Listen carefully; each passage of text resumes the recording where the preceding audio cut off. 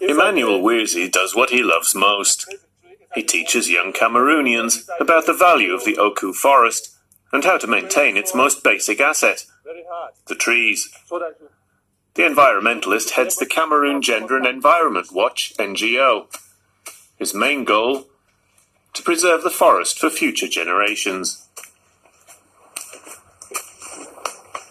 If some of the trees are cut down, or some of the plants are eaten by goats, what happens is that you deprive the ecosystem of a certain plant that could be necessary at that time, because bees would have surely depended on it for flowers.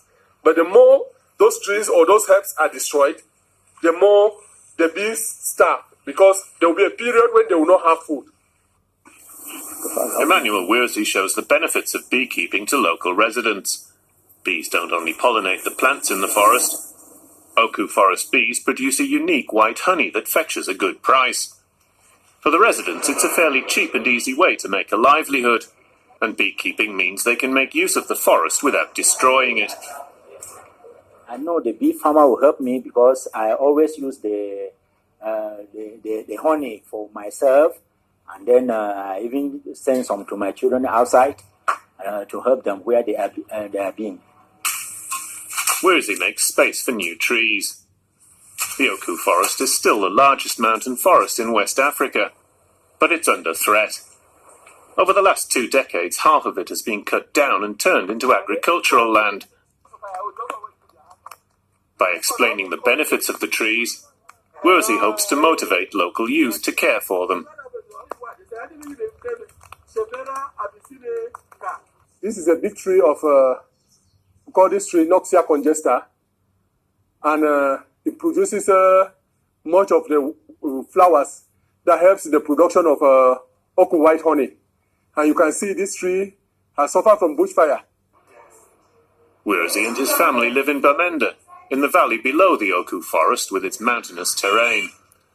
Besides harvesting honey, planting trees and protecting the forest, his organization tries to create entrepreneurial opportunities for women.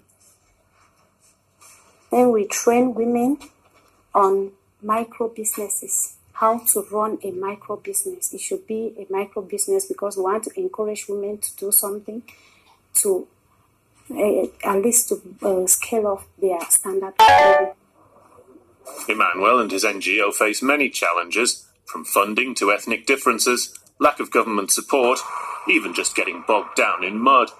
He hopes that the young people might take up the cause and takes them to the forest as often as he can.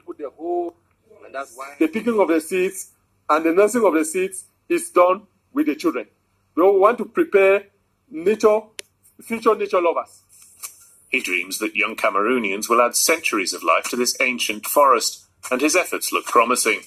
Emmanuel Wirzi's team has already planted over 60,000 trees, and they intend to keep going.